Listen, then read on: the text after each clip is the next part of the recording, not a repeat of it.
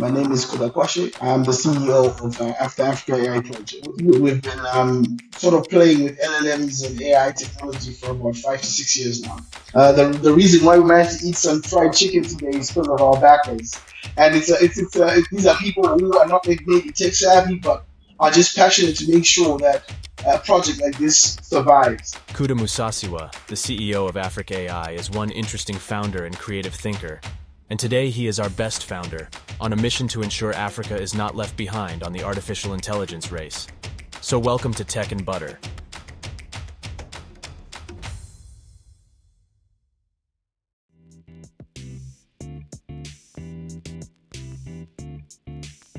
AfricAI has been a long term in the making.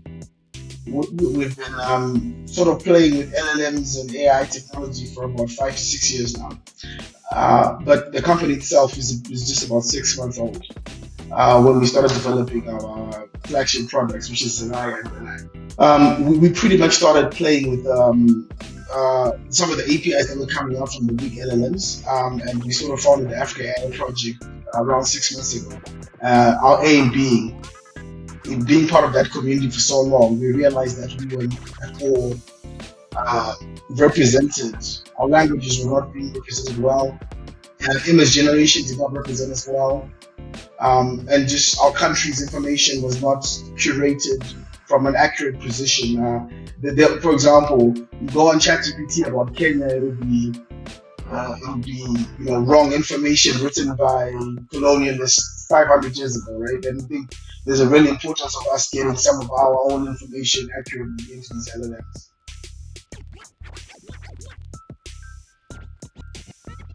So ZivAI, as you call it, or in Zimbabwe, as you call it, Zivai, actually means acquire knowledge in our local language of Shona. And that is our testing ground where we can be as dangerous and as experimental as we like because it's for homegrown consumption, right? So this is where we've loaded it with our parliamentary Hansards, bylaws, local vendors, etc., in our own private LLM hosted by WebGPU. And so that when people ask questions about where can I get a great cake in my area, we can really try and see if we can pull the right vendors and do some e-commerce play within the chat space. So Zimbabwe is very much a Zimbabwean-oriented product for Zimbabweans, and that helps us get better. Because of the usage of Zimbabwe, we've managed to make sure that the nine, which is our Africa-wide product, you just have to select your country, and we should be able to select Kenya, for example, and it should be able to reach you contextually. It should be able to give you recipes and work plans which are correlated to your area. And also, it should be able to start as we now increase our community. We're actively right now trying to recruit comrades in different countries who can be team leads for Africa.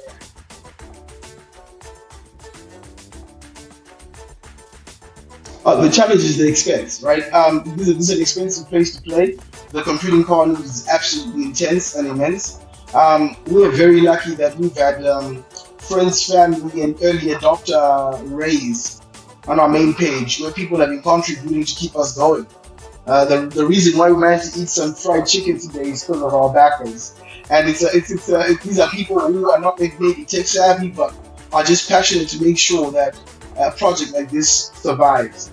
We don't have any other external money bar just friends and family and Twitter followers and Facebook followers who are giving us 50 grand to just keep working and keep building, and that gives us the freedom to actually be very creative and to experiment and dare to dream. We've had some great partnerships with bigger companies like WorkGPU who've come in and said, dudes, let's host your private LLM on our virtual cloud, and let's see how hard we push. Today we're 31,000 people using it simultaneously, and we actually managed to keep going, right? So which is fantastic as a scale thing. These are some of the opportunities coming up now. Like you can't use Midjourney unless you're a geek, right? Slash imagine blah blah blah. On Zimbabwe, and now you literally just click image and just type in whatever you like. I mean, I challenge you to type in Maasai warrior and see how beautiful they come out. No, we're not. I mean, um, all this technology is brand new. And Sammy, I want to be very clear with you. This is the absolute worst this technology can be. Because every day it gets better. So when you use the night tomorrow, remember you're using the worst version of it. Because tomorrow, the next day is going to be better and better. And I think people are going to have to be patient with us as an industry and the community as we get more robust on how we deal with some of the safety issues. We've had some major safety issues in our beta test. We are 100% encrypted between you and the LLMs that you interact with. And I have to be 100% clear. We have not been able to run away from OpenAI. We cannot run away from stability diffusion.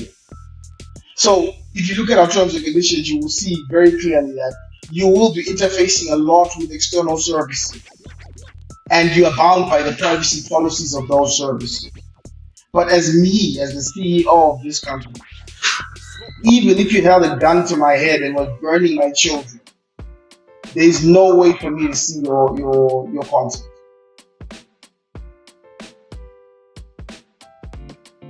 The future looks good. We promise to participate in the space and represent our people, our African people well.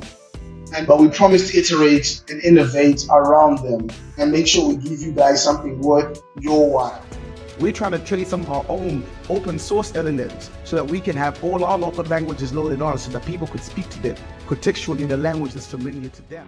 Don't forget to subscribe and hit the bell icon to stay updated with more startup and tech stories like this. This is Tech and Butter. Thanks for watching.